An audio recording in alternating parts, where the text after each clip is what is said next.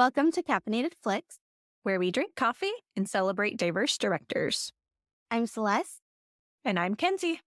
Today, we are joined by extremely special guests, Paul Keola and Erika Villalba of the podcast That Aged Well. So we are so excited that you two could join us.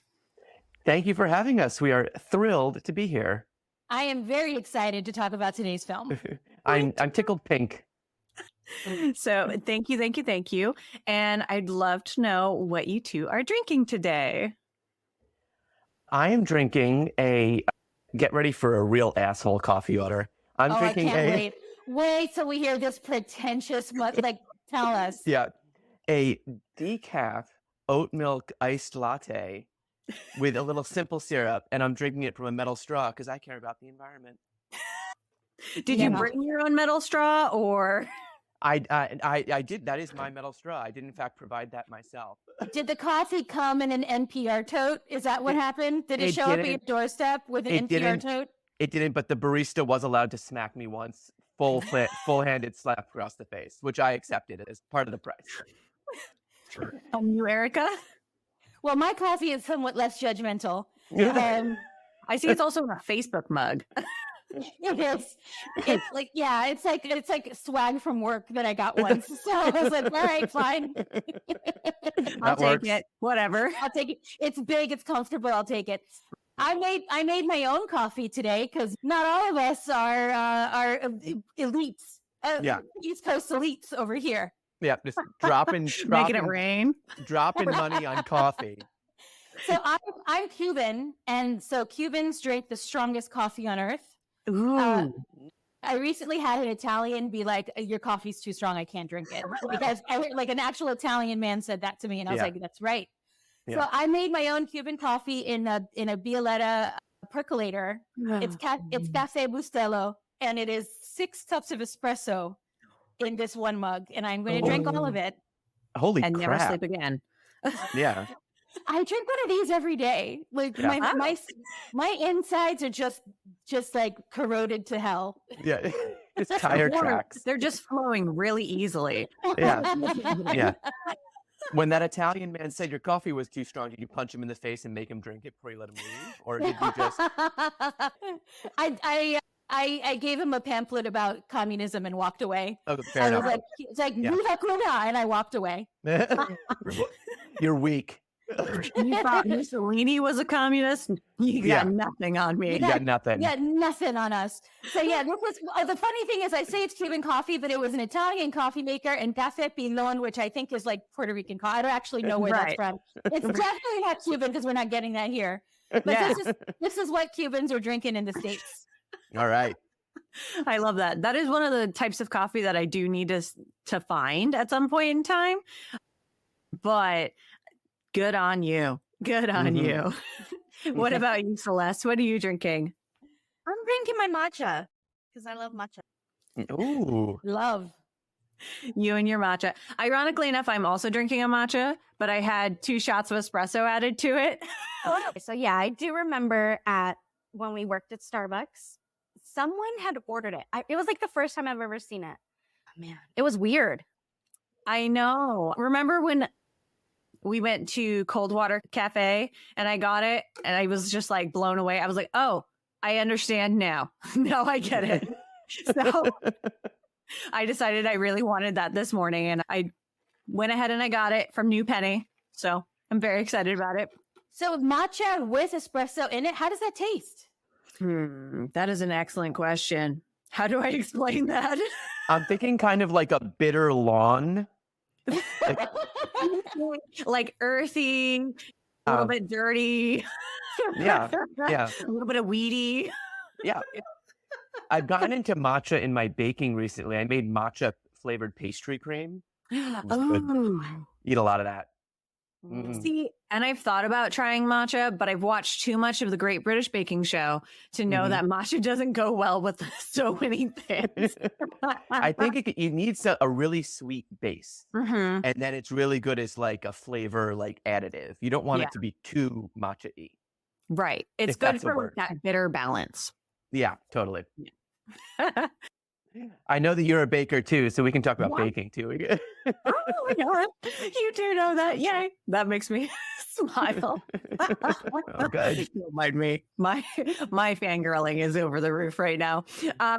So beyond that, so today's movie is the 1983 Barbra Streisand Yentl, which none of us had ever seen before. Nope. Very conveniently. I had seen that GIF of Mandy Patinkin a lot. Of him coming out of the water. That amongst the gays, that is a very common usage. You know what? I'm really sad for you that you didn't get to watch it in real time last night with the movie, because it brings the movie up a level that you are not really expecting, and you're like, oh, now I'm in. Not just the movie that goes up a level when that scene happens. I'm just surprised it's not everywhere. Everybody should be falling in love with Mandy Patinkin because of that specific role and just the water scene. Yeah. That water scene. Yeah. It's the scene that launched 1,000 dicks in the gay community. Lady dicks too. Yeah. Yeah, I'm going to start calling my vagina Mandy's Patinkin. Do you think that's what Barrett Manilow's song Mandy was really about? That moment? 100%. Yeah, that's what it was about. Yeah. Sure, it was about a woman named Mandy. Sure. Okay, I really haven't seen him in much. I don't watch many plays, or not really big into the theater community. But I remember him. Did you ever watch Homeland? Yeah. That was a good show. It was intense. It wasn't for the faint of heart. There was a lot of drama on that movie. It was, but he is in it, much older, and I remember seeing him in it, and I really thought this man could have possibly been very attractive back in the day. and then when I watched Yentl, I was like, oh my God, it's the guy from Homeland. And then I was like, oh my God, he is very attractive. And again, it's because it could have something to do with the fact that he's very kind and generous and thoughtful in this movie. So that probably upped his hotness level too. But yeah, he was a very gorgeous man. I'm glad I wasn't the only one that thought so. We're going to go ahead and tell you a little bit about Barbra Streisand if you've never heard of her. I don't know how, but just in case. So Barbra Streisand is an American singer, actress, director, and producer, and one of the most successful personalities in show business. She's one of the only people to ever receive over 10 different types of awards and achievements, including an EGOT, Golden Globe, and the American Film Institute's Lifetime Achievement Honor. Well, isn't she special? Yeah. I love Barbra. Paul and I disagree on Barbra. I love that I don't dislike Barbra. I just don't like her to the level that people expect homosexual men to like her. I am fine with Barbra. Barbra is a once in a lifetime talent. Her voice is a gift from the gods, and she's fine. Do you know how famous Barbra Streisand is? What's the last thing you saw her in? It was a decade ago at minimum, and we're still talking about her today. Are you forgetting Little Fockers? Are you forgetting the opus that is Little Fockers? Did you know that I watched Road Trip with Seth Rogen? Right. And Barbra Streisand, which is the last thing her in, and I still love her. I thought it was called Guilt Trip. Oh, Guilt Trip. That's it. You're right. Guilt Trip, not Road Trip. Erika, you ignorant slut. All right. So, Paul, I got to ask you then. Sorry. Who do you prefer then? Bette Midler or Barbra Streisand? Bette Midler. Not even. I mean, look, again, I'm not coming for Barbra Streisand. Hugely talented. Yes, attack. But as far as Medivas go, she's probably not going to crack the top 10. She's probably not. My mother impressed upon me. 10? My mother said to me when I was fairly young, she said, no one enjoys listening to Barbra Streisand sing as much as Barbra Streisand. And that impressed upon me at a very young age. Erika is angry now. Erika's going to drive to my mother's house and slap her in the face. You know what it is? It's like a diva should love herself more than anyone else. That's what I want in my divas. Like, I don't know what these lovely, warm-hearted divas you're talking about. I like stone cold bitches who can sing. That's my thing. Oh, if I learned anything about divas, like from Phantom of the Opera, that's what her whole persona was. Yep. Carlotta, that's what her whole persona was. She was like, Absolutely. I will step on you. Yeah. Yes. I'm going to park and bark better than anyone else on the stage. Watch me. Fabulous. So she was born in Brooklyn, New York on April 24th in 1942. So she's a Taurus. And she always dreamed of becoming an actress, and she debuted on Broadway in 1962 in the musical comedy I Can Get It For You Wholesale by Harold Rome, receiving a Tony Award nomination for Best Supporting Actress. And then in 1964, she had another smash Broadway hit as she portrayed Fanny Brice in Funny Girl. This was her big debut. Do you ladies know that she didn't win the Tony for either one of those? She won the Tony as like Star of the Decade or something like that. They used to like give the Tonys out for that. And it was just like, you're the biggest star of the last 10 years. And that's her Tony. Oh my gosh. Yeah. Who I found that out yesterday. Funny Girl. I bet it was Gwen Verdon. I'm putting money on Gwen Verdon right now. It's like, please hold. We need some elevator music. Or someone sing Don't Rain on My Parade. I don't know that song. Oh, well. I can't. I'm Googling. I can't do both. I don't know it that well. Again, not a Barbra Gay. I can do Here Comes the Rain Again. There you Here go. comes the rain again, falling on my head like a memory, falling on my head like a new emotion. You have a lovely singing voice. You really do. What a beautiful tone. It's not Gwen Verdon. Okay, look, it's another iconic performance, but I actually saw this person in this role years later. And I don't think she's as good as Barbra. Is it Carol Channing and Hello, Dolly? It's fucking Carol Channing and Hello. I'm back in the gays' good graces. Yeah, okay, fine. I'm sorry. There's no way. There's no way Carol Channing is better than Barbra Streisand. I'm sorry. Oh my gosh. So from there, Barbra Streisand got onto the silver screen in the film of the same name, Funny Girl, where she became an international superstar and a multiple award winner.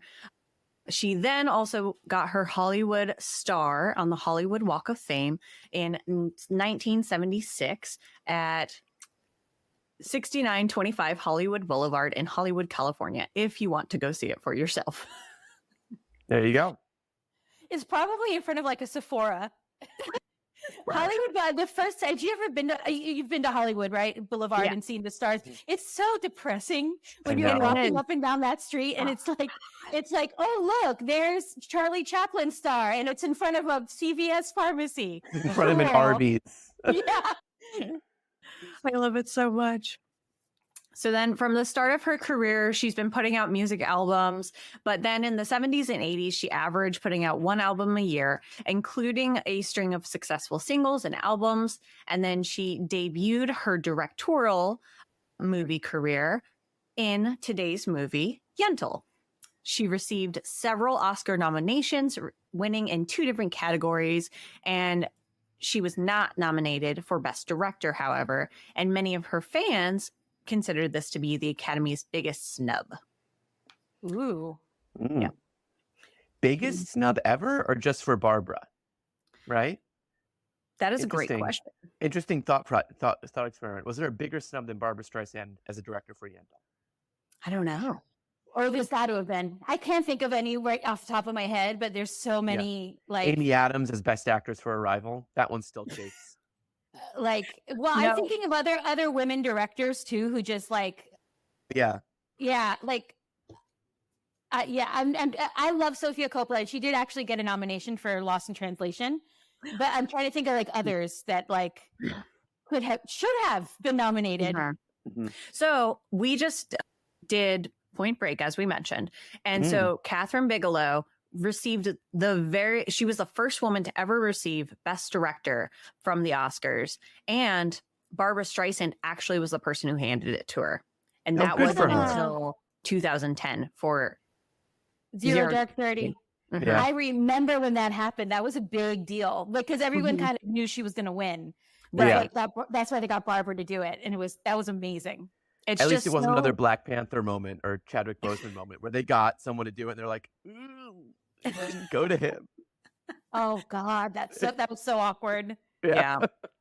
It's just so, like Celeste and I were talking about, it's so fucking dumb that it took like 80 years for a woman director to finally get like an Oscar for Best Director when women have been directing for so long. Yeah.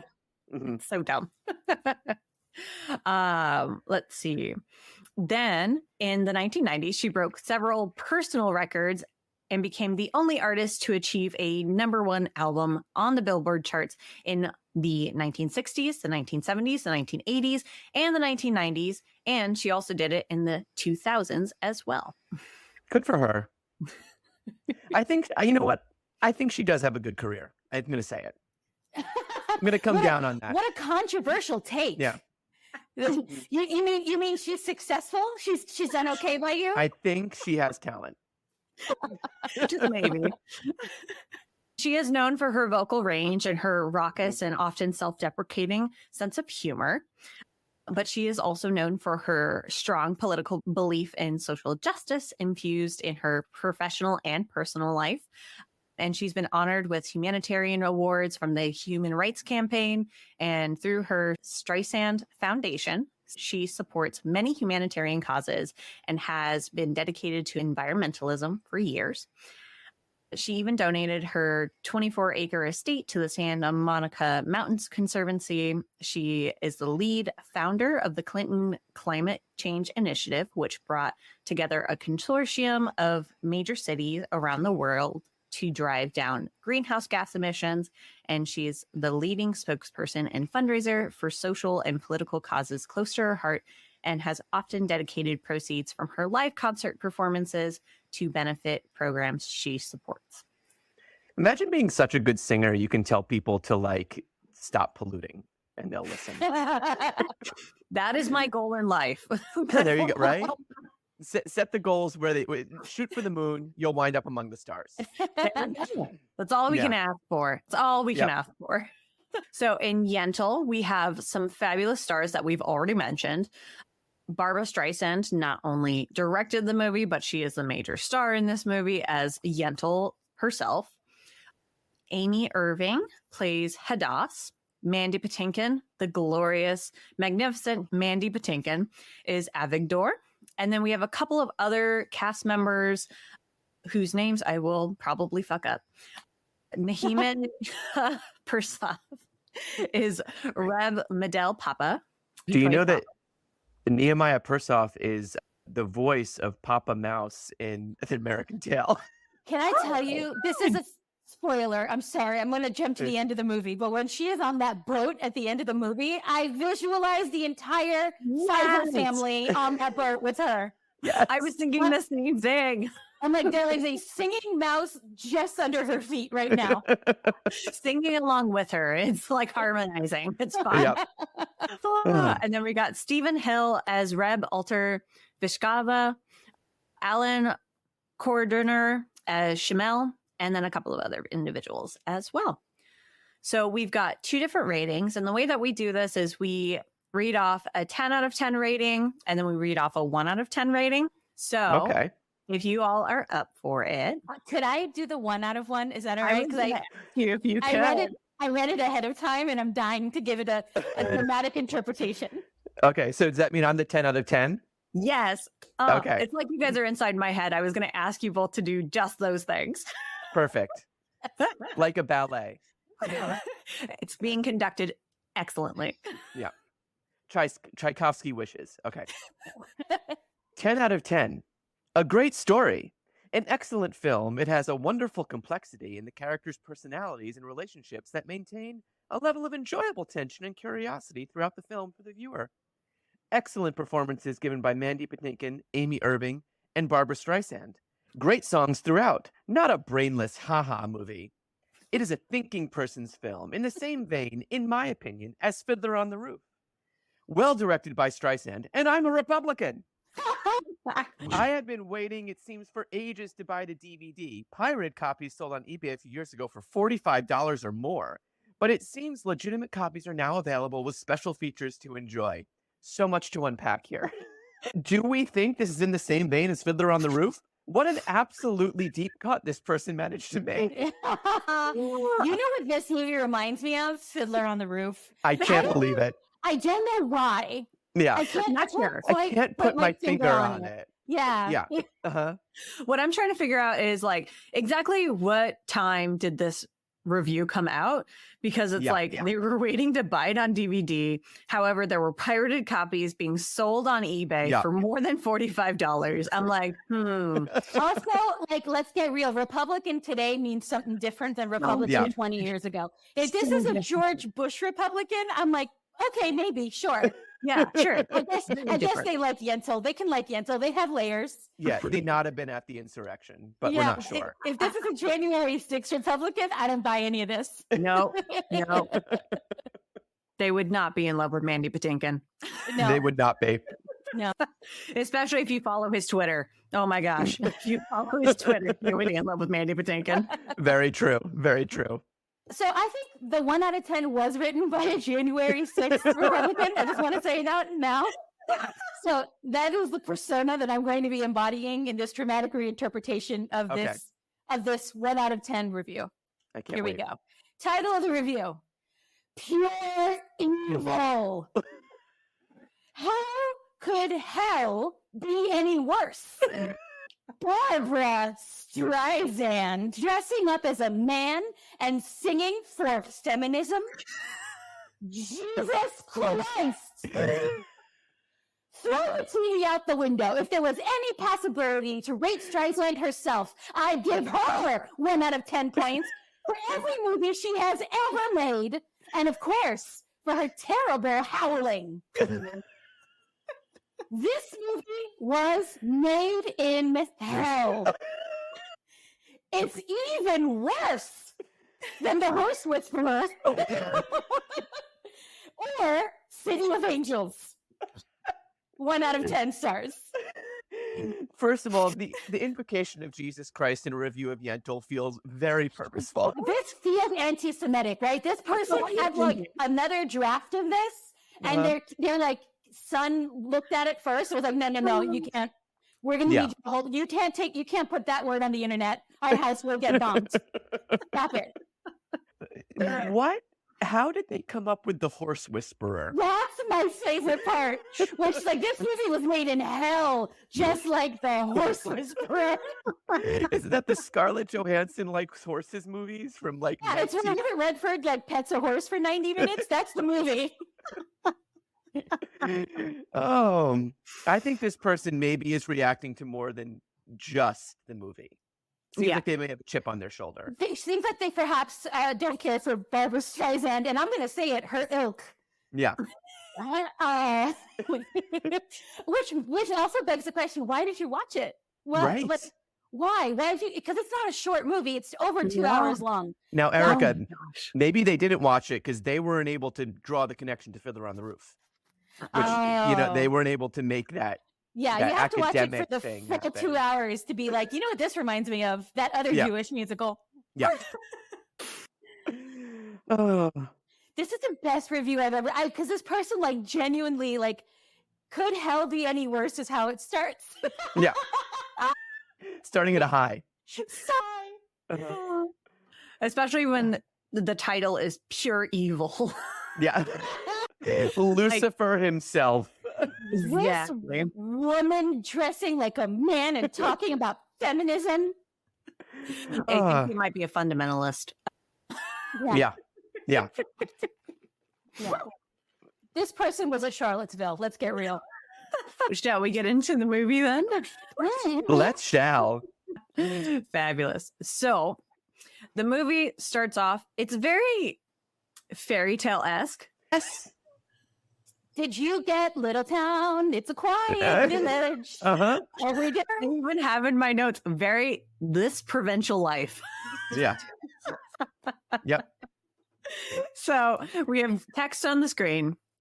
In a time where the world of study belonged only to man, there lived a girl called Yentl. Eastern Europe, 1904. So we have a place, we have a time, we have the setting. Why didn't they just say Poland? Like it's supposed to be Poland. Why didn't they just say Poland? Also, one of my favorite things about this is that everyone basically talks like a Jew from Brooklyn. Yeah. They all sound like they're the marvelous Mrs. Maisel. Like, I love it. Yes, all the men are Abe. Yep. Yeah. Every single one. Yeah.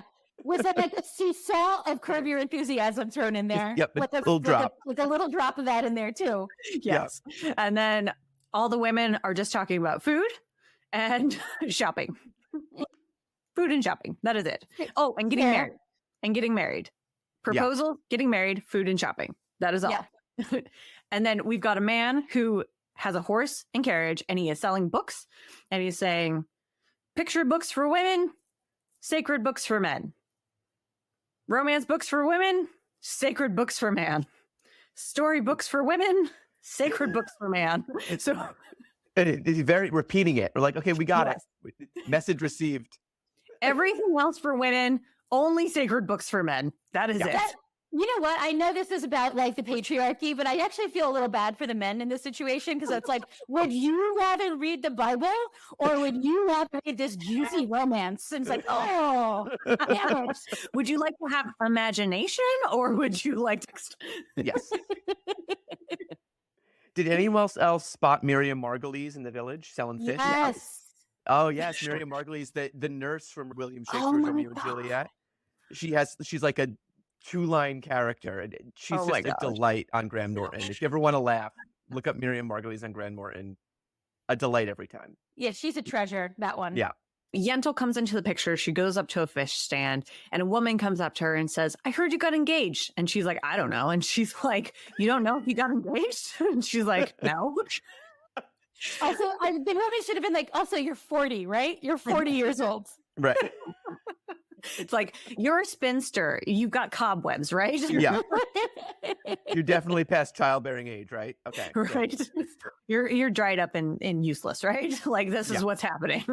I'd read somewhere that, like, she wanted to make this movie right after Funny Girl to, like, capitalize on her fame, and it just never got done. It took, like, over a decade to get done, and by the time she actually got to make it, she was, like, well into her 30s. And like this character's supposed to be like a teenager. Yeah. Past how old she is behind the movie. Like, it's ridiculous. So she hears about the sacred books being sold and she is drawn to it like a moth to a flame. And so she goes straight for the sacred books, and the man gives her a hard time about the sacred books. And he's like, you're in the wrong section, lady. You can't be buying sacred books. Those are only sold to men. And she's like, what if I am buying it for my dad? He's like, oh, well, why didn't you say so? And she sells it to her. Then she goes home and her father's teaching a boy about the Talmud, I think. Talmud. Yeah. And she's getting more and more frustrated about the boy not getting it. He is just not getting it. And she's just like, it's this. Yeah. I also like the little detail that she also can't cook. She can't cook. There is a runner in the movie where like women who read sacred books are demons, and like that's what they're afraid of, that she's going to be a demon. And I'm like, she is already a demon for charbroiling that fish the way she did. and serving it to another human being for food, for sustenance. I'm like, no, she is already the devil herself. This is the most disgusting fish I've ever seen. Her already ailing father. Yeah. Kills him. Low-key, she kills him. I also don't know how you put bread dough in a hot oven and take it out raw. Like even if it's a bad loaf of bread, it will, like, the heat will affect it. But somehow it's raw. She needed all the heat in the house for that fucking fish. So that she would have been dated now. Like, that fish will survive the apocalypse. after she cooks it. It's been fossilized. Yeah. Yeah, it's preserved in amber. And she burnt, the apple itself. Remember, it tastes better this way. Yeah. Best. Yeah. It's a nice man. That is good. That is good parenting. So after dinner, Yentl and her father are playing chess. Yentl expresses her exasperation for her inability to buy books when she wants to. And then he says, okay, we'll go ahead and we'll study. And so he tells her to lock the doors and close the curtains. And she says, why must we lock the doors and close the curtains? And he says, I trust God to understand, but I don't trust the neighbors to understand. So then, right as they're about to study, he starts to fall asleep in his chair. And she wakes him up and says, oh, I'm tired. Why don't we go ahead and study the next day? And she takes him to bed instead. This is where she grabs her father's talit. I think I'm saying that right. And wraps it around her, and she begins to pray. And we have our first musical number where she starts to question, how is it possible that she has all of these questions, but she's not meant to learn? She has all this imagination, but she's being kept to only this one place in life where she has to be a woman, and these are her duties. And then next, we see that Yentl and her father have a discussion about a potential marriage arrangement later on, and he explains that he wants to be able to dance at her wedding, and he wants her to have children, and that having children is more important than the Talmud. Can I real quick, both that first musical number is so beautifully shot. He is a really good director. I think this is a beautiful job, this movie, especially for a first time directorial debut. She was has a visual flair and understands how to keep a story moving. She's great. Yeah. So part of that is because she did long shots. She did everything as if it was on stage with her Broadway performances. So yeah, makes sense, right? It all it feels really, it runs very smoothly. It feels like it flows really easily, which is just, I really love that about this movie. I think she's a terrific director. Same. Yeah. And honestly, I do love listening to her voice and listening to the different qualities and the tone of her voice as she sings. So that was very pleasant in my personal. Oh, yeah. Yeah. Yes. So then, as they're having this conversation, he says, I've taught you so much, and yet not enough. I didn't teach you how to be a woman. Somehow, we still have no idea what happened to her mom. She got Disneyfied, where her mom just picture. she was Disneyed. Oh my God! What if Yentl was a Disney princess? She almost is. So next, we see Yentl and the village at a funeral, and we find out that this is the funeral of her father. Yeah. And the rabbi asks who will say the Kaddish. And Yentl defies everyone and reads the Kaddish aloud because only men are supposed to be able to read the Kaddish. Several women later are helping Yentl clean out their house and claim that they only grieve for 7 days and it's time for her to move on. They're very abrupt about it. They're like, and done. We are done now. Is it because it's turn of the century Poland and they're like, if we had time to mourn for everyone who dies, we would get nothing done. I'm sorry. Yeah, people are dying left and right over here. We got to get it moving.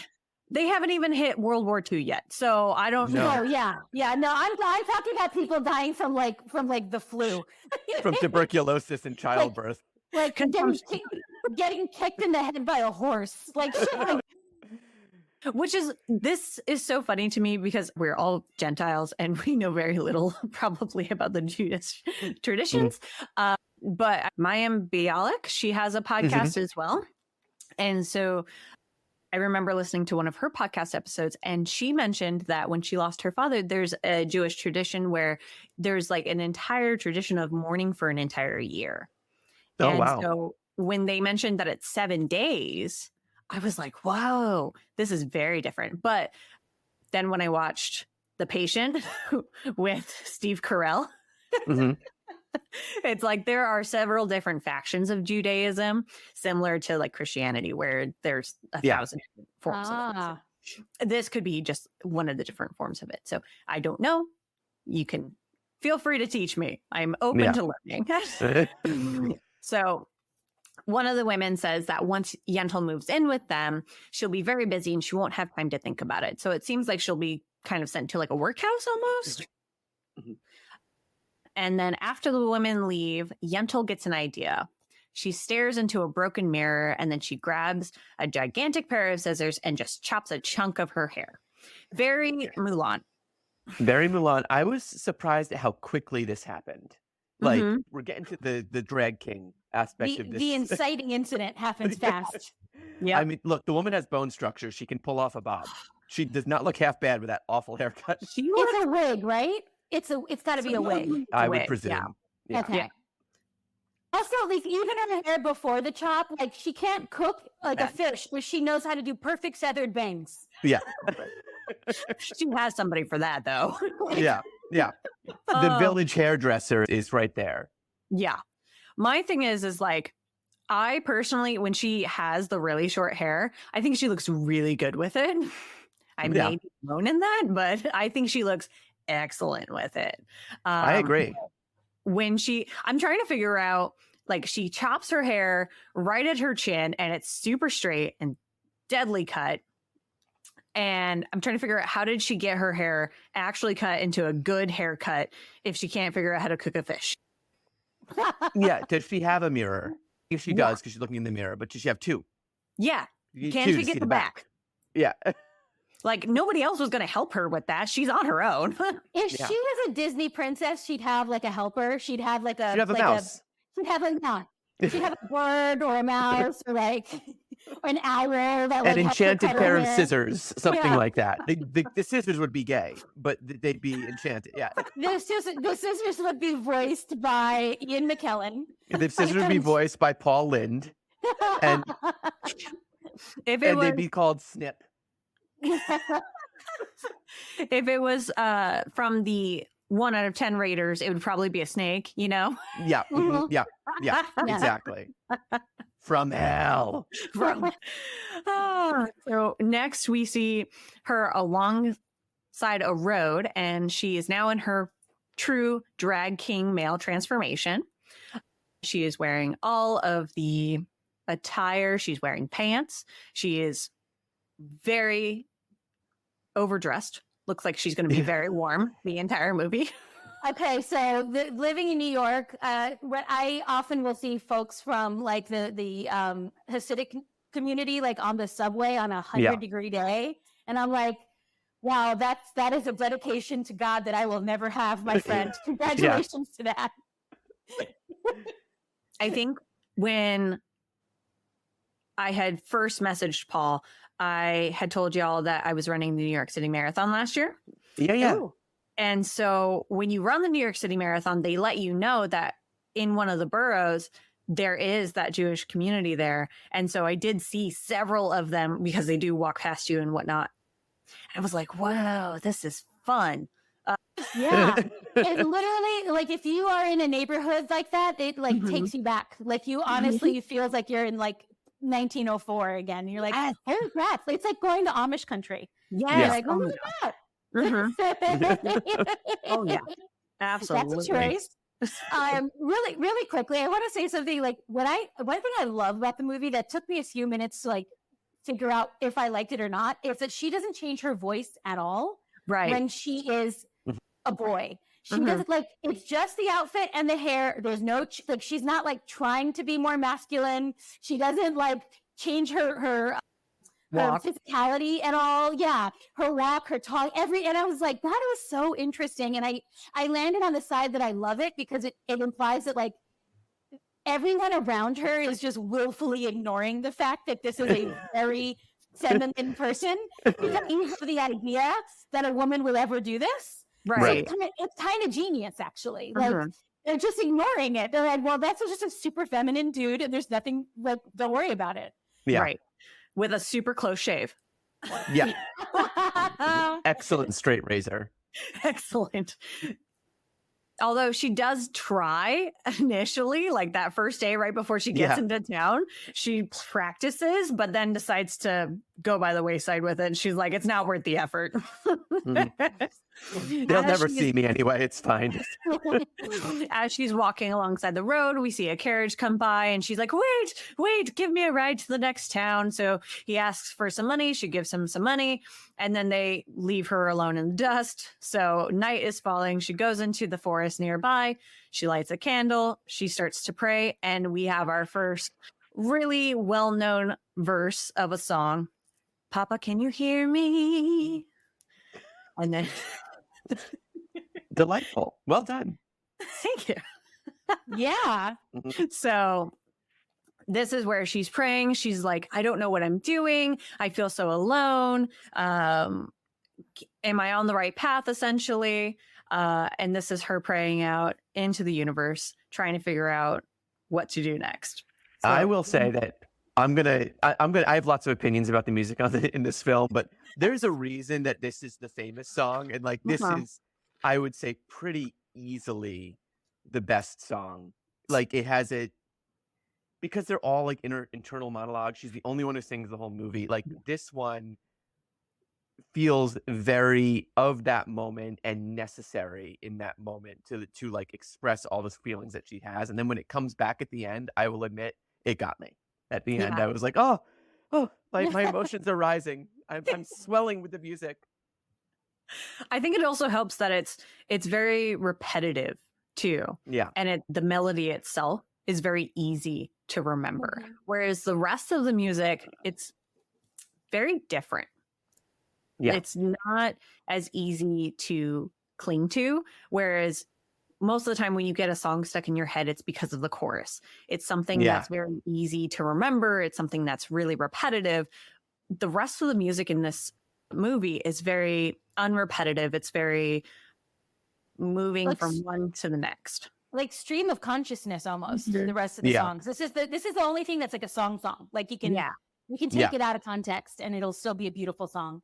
It had a little Sondheiminess to it. Am I wrong? Like I got a lot of like, nothing's gonna harm you. Not around. Like it's a very similar rhythm to that song. Yes, and I think that's also it because it's a very familiar, type of like harmony. musical pattern. Do you like how I just like keep flapping my fingers as I'm trying to keep like flapping our fingers like this is not an audio medium. I have garden music on my arm, and yet I can't remember what it is. Melody. That's the word. There it is. It would come to me someday. Yeah. So the next day, we see Yentl continuing on her journey, and this is where she's practicing her voice before she decides, forget it, I'm just going to stick with my regular voice. And she makes it into the next town, and then she makes it into a food hall where we see only men, and they're all making a ruckus. They're having loads of conversation with one another. And she walks up to a table where she meets Avigdor playing chess with another man, and she interrupts them because the opponent's about to make a move, and she says, you don't want to do that. And he does it anyway. And Avigdor tells the other man, checkmate, you should have listened to him. And the guy's like, you dirty bastard. So then Yentl gets pulled into an arm wrestling match. That's just so weird. It's like, how did we get here? It's just bullying. We're just bullying. Yes. It's like lunchroom bullying. This is how men behave, right, Paul? Like you just immediately meet each other and go into an arm wrestling match? Yes. As a slighter man, whenever I walk into a locker room, I'm immediately challenged to a feat of strength. And if I don't succeed, I will be flung out of the locker room without having done my business. That's just how it works. That's how men work. That's how that happens. Good. Just want to make that clear. And you'll have to pay for it too, right? You're just going to have to pay like $1 every time you lose. There is a fee. There is a fee for not being masculine enough. There is.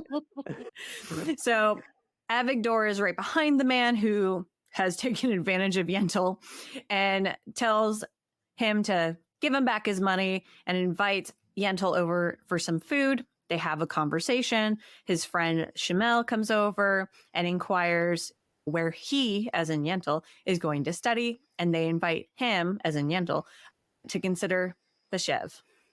Yentl notices that Avigdor is also in mourning because at the time of her father's funeral, she was told by one of the women that she had to have a tear on her top. And so he also has a tear on his top. It's like a little rip over your heart, like a rend over your heart to signify that your heart is broken. It's kind of a beautiful tradition. Yeah. It is. I love that because it shows, but also gives people the opportunity to see like other mourners. Yeah. Because if you are grieving, the worst thing is feeling that loneliness of grieving and feeling like the rest of the world is going on without you and feeling like, I don't know, this could just be me. Like when I have been grieving, the worst was feeling that the world is going on and you are personally hurting and like your world is stopping while everybody else is going. Yeah, the isolation of it. Yeah. Yeah. So that is such a lovely practice. Yeah. But yes, so Avigdor says that his brother passed a month ago and says that he passed of consumption. And then Shamel asks Yentl what his name is. I can't believe how unprepared she was. Like, girl, you have been in drag now for at least 2 days. It hasn't even occurred to you to think of a name. Yep. You don't even have a top 5. Like, nothing. Like you have at least been around men somewhere in your village. You could have stolen somebody's name. Yeah. There's no internet back then. They can't just search, does like John Thompson actually come from this village? They're not gonna check. So finally, after several beats, she comes up with Anshul. And this is a big moment. They're like, oh, good. You know your name. You're as much of a scholar as I am. Yeah. And it's her brother's name. It's her brother who died from falling out of a tree, I think. Did he fall out of a tree? Something like that. I can't remember. Did the movie say how he died? I know he died like 10 years earlier, but I don't remember how. He died very young. I don't remember if that, but it's her brother's name who died. Oh, see, I did not get that. See, she should have come up with that sooner. Should be on the tip of your tongue. What if she tried to use her father's name and she like, my name is Papa. And then like, I'm sorry, what? And she's like, Papa, you know that name. Isn't your father named Papa too? And then she goes, and she doubles down. She goes, Papa Mouskowitz. And you're like, wait a minute. Now we're... No, it's Fievel. That's what it is. It's Tevye. Wait, God darn it. It's Maskowitz, Fievel, Tavia. Yeah, that's it. Nailed it. The whole thing. Spielberg. We got the whole thing down. It's fine. Yeah. So then we hear a bell and everybody leaves. Anshul is very confused at this point in time, but Avigdor goes as well and then calls for Anshul. And Anshul obviously is very confused because they've never heard the name before, but then turns around and Avigdor asks if he is coming. And Anshul says, oh, yes, I've just made up my mind. I'm going to go with you. Yeah. Which makes sense because it's Mandy Patinkin. Soulful-eyed beauty Mandy Patinkin. I don't know if anyone else watches with the subtitles on, but 1983 was a time in when someone said Mazel Tov, the subtitle just reads "Congratulations" in Hebrew. Yes. Every time they say L'chaim, it just says Hebrew on my screen, and I'm like, I know what L'chaim means, right? You don't need to translate this. I got it. This one. Okay. Oh my god! It's like I'm pretty sure I even know how to spell Mazel Tov. Like, yeah, like I got a strong take on it. On the ride, Avigdor and Anshul just talk the entire time to the point where it annoys the fuck out of everybody else on that horse ride. Yeah, it's me and Erika on a public transportation. Yeah. Arguing bitterly over Barbra Streisand. Yeah. Only we're not talking about like holy text. We're talking about like last week's episode of Succession or something like that. So once they reach Beshev, Avigdor says Anshul can stay where he's staying. Mrs. Jacobs, who's the innkeeper, says, unfortunately, though, there's no more rooms that night. because she has her niece staying, but the next night they will have an extra room. So Avigdor says, no worries, Anshul can share a bed with me. And of course, Anshul says, oh my God, no. But Avigdor says, no, it's fine. Come on, let's go. And while they're upstairs, Anshul is doing absolutely everything possible not to get into bed. Okay, look, they're like, Barbra Streisand does not get enough credit for how funny she is. She's very funny in this. You're right. That bitch is funny. Every time she has a scene where she has to like maneuver herself and be like, ah! It's so funny. So she's reading by candlelight, and Avigdor is so frustrated because he just wants to go to sleep. And he's like, will you just come to bed? Mind you, this bed is at most a twin-size bed for two supposedly grown men. Yeah. And so Avigdor is just like, shut off the light, come to bed now. Will you just get into bed? And so finally Anshul's like, okay, fine. And so slowly starts to take off some clothes, very slowly. Take off the outer 2 layers, but leaves the bottom 3 on kind of Right. situation. Yeah. And then Anshul starts asking about Hadass, who he heard about from Mrs. Jacobs. And we find out that Hadass is Avigdor's fiance. And Anshul finally gets into bed and does it as quickly as humanly possible with about half a foot between them. Yeah. And Avigdor turns over, looks at Anshul, and says, you're going to fall off the bed. Like, wedges herself into the crack in between the wall and the bed. Like She's holding herself up against the wall. Right? I'm like, you're not going to sleep in that position. And so then she makes up an excuse saying, oh, don't you know 2 bachelors can't be touching if they're sleeping in the same bed? their penises might kiss. That's the concern.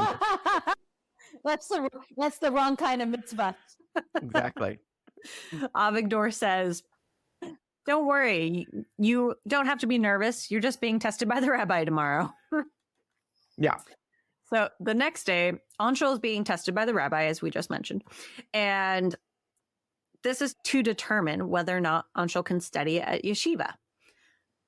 They're going back and forth, asking a lot of questions. The rabbi is asking questions of Anshul. Anshul is asking me more questions of the rabbi. And after some time, Anshul leaves the corridors of the rabbi. Avigdor comes over to him, says, how'd you do? And she's like, I have no idea. Fair. Yes, I wouldn't know either. After every interview that I do, I think it sucked terribly. Yeah. The rabbi comes out and says, congratulations, you've been accepted. We don't want people who can just recite things. We want them to be able to think and ask questions and so on and so forth.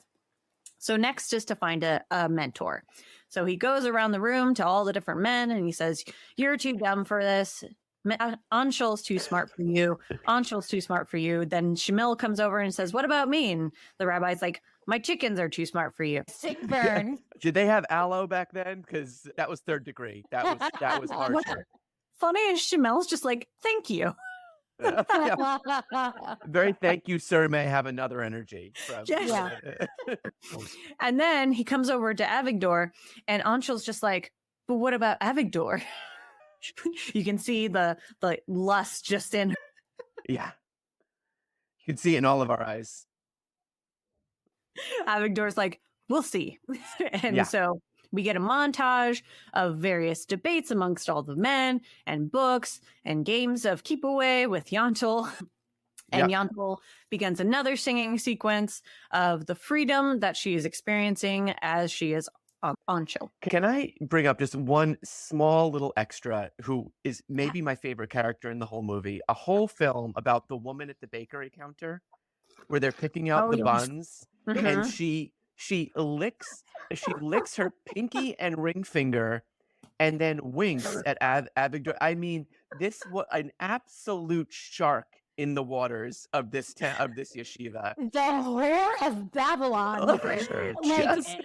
Woo! I knew her whole life story without words. I was like, I mean, I don't know whatever Ruth. Ruth, just an absolute queen on the streets. Yeah, her top button is unbuttoned, so you can Yeah. actually see her collarbone. A And I'm queen like, on the streets and the sheets. Both woo. of them. Just an like- absolute tigress. Was her number and address on the bottom of that bun? Like, Right. Like, I believe it. Absolute amazing. It was fine. You're right. Perfect. she gave her all in that. Yeah. Yeah. She said, I'm going to have 90 seconds. I'm going to have a second and a half of screen time and everyone's going to remember me. And we do. Yeah. We really do. Yeah. So after our montage, we see Anshul and Avigdor having Tuesday night dinner over at Avigdor's fiance's Hadash. Hadash's father is congratulating Anshul and says that Avigdor's brother died of consumption. Okay, sorry. When we said that Avigdor's brother died previously, he had told Anshul that he died of pneumonia. So we're getting conflicting stories. So Anshul notices the lovely home and all the dishes and the silver and the fact that the fish and all the other foods are cooked perfectly. Not burned into a fossilized carbon state. So she's like, oh, this is how you're supposed to keep a house. Was this what I was supposed to be doing with the fish? Oh, I thought it had to shit. be blackened all the way through. Okay, so here's the thing. She heard about Cajun food. She heard about blackened fish. Right. And that's what she thought it was supposed to be. She Yeah. didn't realize there Yeah. was a seasoning. She heard the phrase blackened catfish and it just impressed upon her. And that's what she did. Exactly. She's like, here it is. Okay. So here we get our next song. And I don't know about you all, but this song is No Wonder. And it's all about no wonder Avigdor loves Hadass. She is so perfect. She's so lovely. She waits on everything that he does. She cooks everything so perfectly. She waits on him hand and foot. But I don't know about you all. I got the sense that she also started to have feelings for Hadass in this moment, or started to just, I don't know, notice these things. Yeah, I think because so Hadass is played by Amy Irving, who is a drop dead stunning woman, right? So like that doesn't hurt. But Hadass is like the ideal woman, right? Like she's beautiful. She's everything that Yentl could not be, right? She's meek and she keeps a perfect house and she's graceful and blah blah blah. And so like that girl crush thing that happens, even if like even like you could read it as two ways actually. You could read it as Yentl like kind of having burgeoning like real sexual feelings for a woman for the first time, or it could also just be like, yeah, like she's Beyonce. Of course I think she's perfect. Of course I think she's beautiful. Yes. Okay, so she's the Beyonce of the Jewish women. Got it. Yeah. I have another thought on this song, which is not anywhere near as deep as the one you just shared, which is that rhyming not roast with pot roast is a hard pass for me. That was when I was like, the music in this movie is bad. Like, we can never return from this point. That is not okay. I have to say it. This should not have been a musical. I'm sorry. Yeah. Like, I love this movie. I really did. I enjoyed watching it. It should not have been you could cut every song out of it, and it's a way. Also, it's too long, right? If you cut every song out of it, you get 30 minutes back. Yeah, and boom, perfect movie. Right. And all of the music numbers could just be internal thought monologues is really what it is.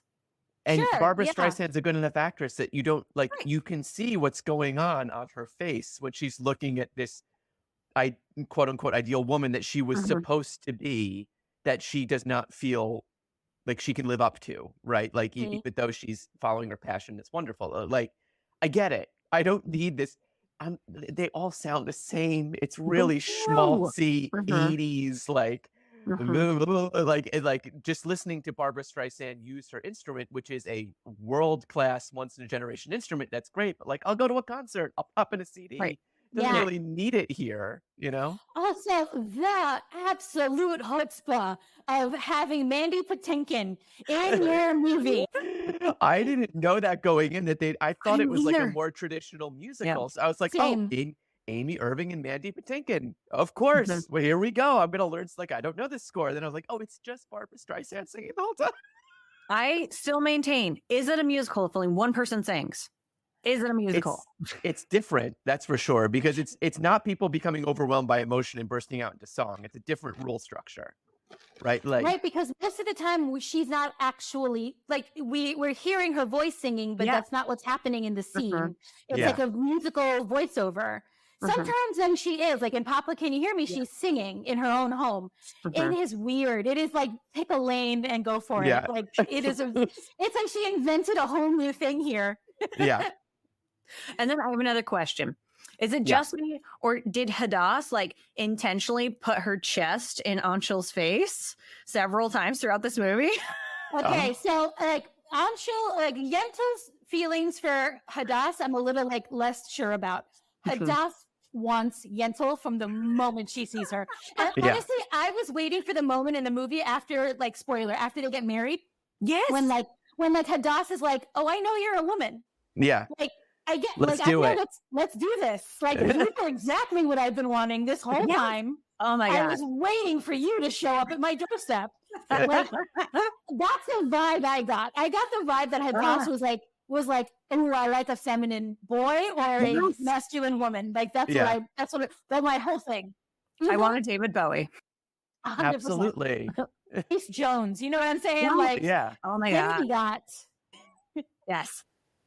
So as Avigdor and Anshul leave, they discuss, and Avigdor says, I don't need Hadass to think. He thinks that she's the perfect woman because she doesn't think, and because she's a very traditional woman in their community. So another day passes, and they're arguing that Eve was conceived of Adam's rib or side. So they're continuing to argue. Anshul says it's the side. Avigdor says it's the rib. And then they're also discussing the differences between men and women. And then Avigdor starts a tickle fight. Paul, do men start tickle fights? I'm so glad you asked. All the time is the answer. If I had a nickel for the number of deeply heterosexual men that tackled me in the bulrushes against an idyllic pond, straddled me and held their faces mere inches from mine while driving their hands into my body, my heaving body, I would be a millionaire. It is a very common thing. There's nothing gay about it at all. I want everyone to this movie is, there's nothing gay about this movie, and I want everyone to remember that. Deeply heterosexual film. So, as Paul mentioned, they're on the ground. Avigdor is tickling the shit out of Anshul. And then, so Anshul's hat comes off and he's staring deeply into Anshul's face. Is it just me, or does he kind of realize that Anshul's a woman? I got that he realized he was like he was getting a boner. And he was like, ooh, escape hatch. We gotta get out of here. Let me go dive in some cold water. If he was attracted and he's like, okay, let's go get naked in a public approved way. Let's go to the sauna, or the equivalent in 1904 Poland of a sauna. A gay bathhouse in 1904 Poland at the yeshiva. What if they pulled back from the pond and it's Barry Manilow just playing something on the piano? He's playing Mandy. Next to the pond. And Bette Midler, Bathhouse and Betty. And Midler's at the Bathhouse Betty is there singing. Yes. So, as we've mentioned, they're now going to the lake. And this is where we get to see full-on beautiful Mandy Patinkin almost all the way through. Yeah. About as close to the full Monty as you can get without being the full Monty. Close. Like, you can tell a woman directed the scene, right? Oh, yeah. Because it is like his body is like lit, like he is a god. Yeah. But like it's done in a way that's very respectful, right? Like you don't see anything. Yeah. Yeah. He is gorgeous. I cannot believe how many times I see Mandy Patinkin and not realize how gorgeous he is until this movie. He is so gorgeous that he dives into a pond that two men are standing directly next to, peeing into. And Oh, I love that. it doesn't even pull back on how hot men. You're like, yeah, well, they're pissing in the pond, but he's getting whatever. I don't care. I want to look at men. They are openly peeing in the pond where everyone else is swimming. Yeah. Yeah. Yeah. What was 1904? What was 1983? What was 1904? Like, well, we all know that it happens. If you go out into the world, into, you know, outdoor, or even, what am I saying? If you go into public spaces, we know that it happens. Yeah, it does. But the openness of it, the literally like, we're just gonna stand here and pee while you can see me as your face dives into the same body of water we are emptying our bladder into. I didn't even notice that. I was just so gobstopped. Exactly, because you're like, Apollo, Jewish Apollo is in front of me. Oh my gosh. So then he gets out of the water and he wants Anshul to come into the water so badly. Like, I have never seen somebody desperately want somebody to go into the water as desperately as Avigdor wanted Anshul to get into that water. Which also lends credence to your theory of, was he really like, we can just do some handies under the water and no one has to know? Yeah. Right? Yeah. Like, they're like, have you seen Blue Lagoon? Let's just swim under the water until something happens. You could hoist a flag on my lower half right now. So like, let's go work this out. It's not gay if everybody else is around, right? Exactly. Yeah, Nope. Just boys being boys. So then he's outside of the water. He's trying to get Anshul to get into the water. And he's like, oh, I know what's wrong. You just don't know how to swim. And he's like, oh, yeah, that's right. I don't know how to swim. And Shamel's like, it's okay. I don't know how to swim either. I just stay in the shallow bits. Where the pee is, Shamel. Come on. Come on, man. You are dumber than a chicken. And what's funny is Shamel is also in like long underwear. Yeah. Like he doesn't get naked. That actor had a contract. Yeah. That actor was like, nope, I'm not hanging Chad for this movie. I'm sorry. So finally, after great resistance, Avigdor's like, fine. I won't make you get into the water if you don't want to. Yeah. No means no, Avigdor. Yeah. He gets really into it. So then Anshul goes off, and here's where we get probably the horniest song I've ever heard. Yeah. This song is basically like on the precipice of masturbation. Like, yeah. It's she-bop in a slightly different form. Like, I've never felt this feeling before, all of this trembling, and I feel good. I'm trembling. I have goosebumps and I'm not cold. Like, yeah. It's the 1904 Polish equivalent of WAP. Yeah. There's in this yeshiva. There's some horrors in this yeshiva.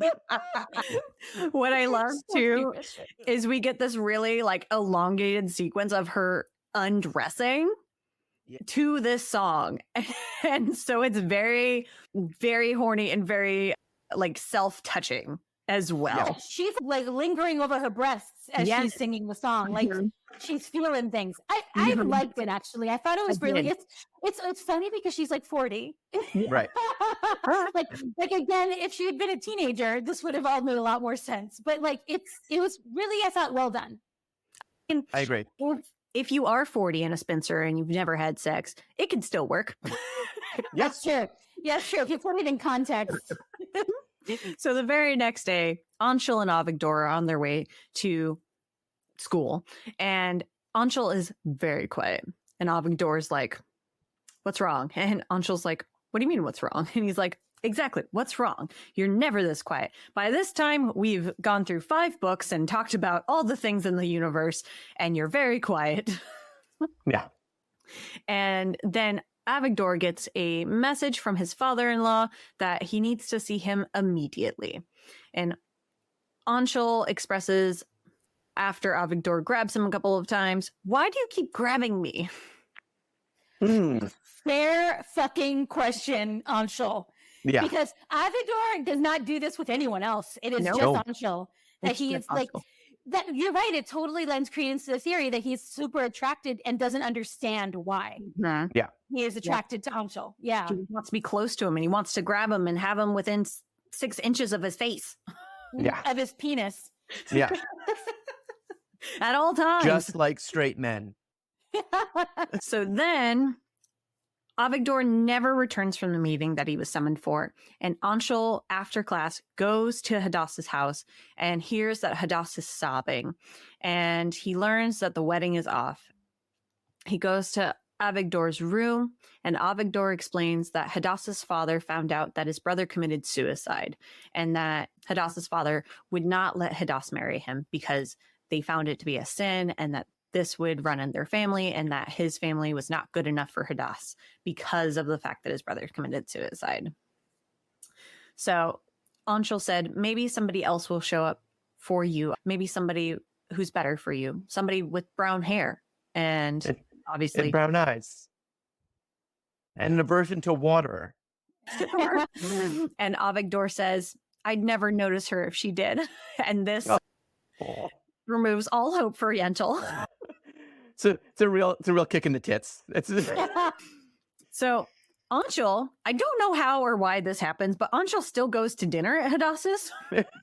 I think it's because like Avigdor, like I think wants him to go to like maintain the connection. Right. Also, like in that very first scene, Anshul like really ingratiated himself with the mother.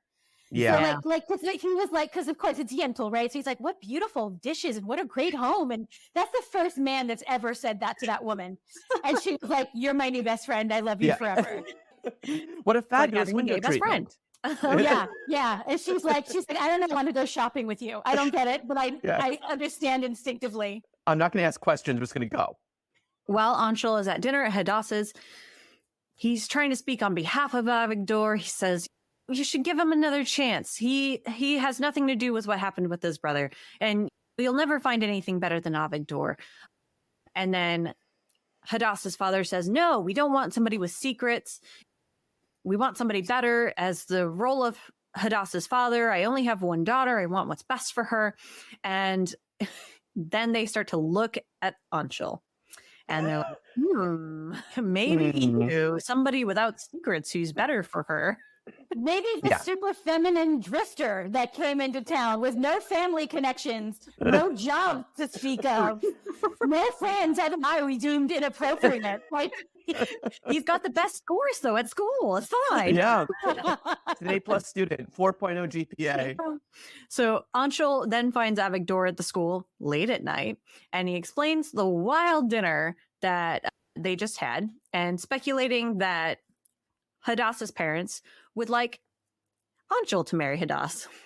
And Avigdor takes this and he runs with it, literally to the books, and finds a written passage stating that if a brother dies, it's the other brother's obligation to marry his widow. Now, there's so many problems with this. There's a lot there. Yeah. One, Avigdor says, I see you as a brother, so I want you to marry Hadassah. Now, the implication is that Anshul then has to die. So, that's what I was like waiting for. I'm like, okay, so what's supposed to happen? What's part B of your plan, bro? it's like, are you going to kill Anshul? Is there a murder-suicide happening here? I'm very confused. He's also kind of talking about like a beautiful little polyamorous blob where he's like, you'll be married and I'll come over. And I'm like, are you going to fuck a doll? Like what is the plan? What, like, or are you both, is it a threesome? Like, how progressive is this movie? Mean, like, that would have been incredible because they are both attracted to Yentl, right? Yeah. So, like, that is actually an amazing solution to this whole conundrum. Well, and I love, there's a part a little bit later, and I can't remember where because I didn't write it in like a moron. But she says that she loves Avigdor, and Hadassah loves Avigdor, and she likes Hadassah, and Hadassah likes her, and so they could maybe make it work. Yeah.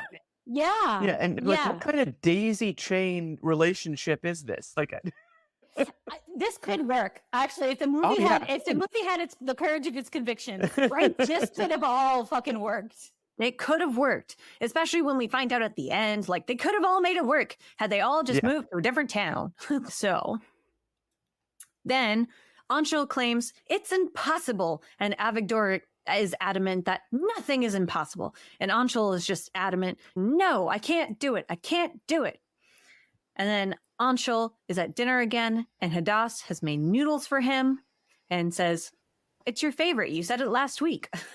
And we get the song once again. No wonder he loves her. And once again, just getting that amorous look in Anshul's eyes for Hadass. And I think it's even more so because she's getting even more distracted. At one point in time, Hadass goes and gets tea and they take it into the parlor room and she's asking. That was very loud, Paul. Oh, was it? Sorry. That was perfect. Sorry. That was the sound Yentl's vagina made as soon as Hadass walked. Woo! So she brings the tea in, and Anshul is doing everything in her power not to look at Hadass because she's just so enamored with what she can do. And Hadass pours some tea and she asks, lemon or milk? And she's noticing her milky skin and her curly hair. And she's like, milk, milky, milky, milk. Then this is where I'm convinced that she is attracted to her. Totally. Now it's definite. And then Hadass offers Anshul cookies. And Anshul's like, how did you get them so perfect? And Hadass is like, you always notice everything. That's so wonderful about you. Yeah. And this is where you see that Hadass is really starting to like feel something for Anshul too. This is also the most Hadass has spoken in the entire movie. Like Easily. with Avigdor, Hadass is quiet and like docile in a way that's like uncomfortable, but she's herself with Anshul, with Yentl. And I'm like, oh, I kind of love this relationship. I know. Yeah. I will go on to love it even more as it continues. Yes. Yeah. Oh my gosh. Their wedding night is one of my favorites. Yep. Then Anshul is getting more and more uncomfortable and then stumbles out of the room. Then Anshul hurries back to the inn where Anshul and Avigdor are staying, and Mrs. Jacobs tells Anshul that Avigdor is gone. And so Anshul chases after Avigdor, and he's about to leave for good. But just as Avigdor is about to skip out on town, Anshul yells at him, nothing's impossible, meaning that he's decided to marry Hadass. Mm-hmm. So this is where we get an incredible sequence of Anshul at the tailor's. Yep. The day before the wedding. Like, I will say I've never been to a tailor's, but I can't imagine the amount of work that they had to do on this suit can be done within a day. I have no idea. It always takes a couple weeks when I go, but different times. So I'm like, oh my gosh. Also, this is the smallest man they've ever had to put a suit on. Like, yeah. Is it a child suit that they're just kind of like moving around for Yentl's body? Like, what's happening? So this is another musical number, and this musical number is all based on the fact that Yentl is just getting away with all of these lies, and how far can she get away with these lies? She's very, at the beginning, concerned about the fact that she's going to get found out, and then near the middle of it, she's getting very confident. She's like, wait, how far can I take this? So far, everybody's an idiot. I can get away with It also sounds, it's called Tomorrow Night, and it sounds exactly like Tonight from West Side Story, right? Yes. Like it's Tonight from West Side. It's the same song. Tomorrow night, I'm getting married tomorrow night. Like it's the same thing. West Side Story was 100% first. Okay. Okay, is this whole movie just cribbing off of Stephen Sondheim? Well, that not what just is Stephen happening? Sondheim, because later in another song they use the phrase "Miracle of Miracles," and I'm like, that's literally a song from Fiddler on the Roof.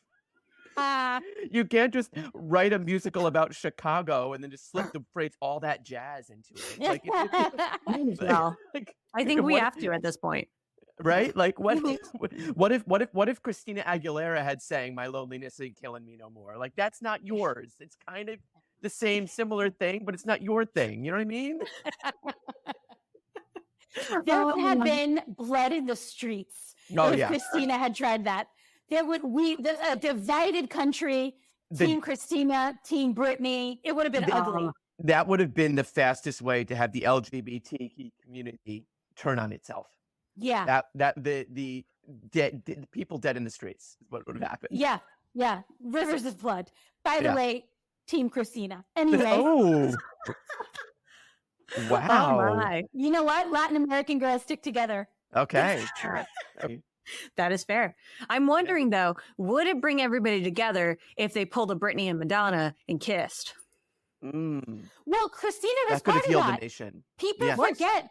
Yes, that if you watch that performance, Christina is on that stage too. Madonna kisses her first.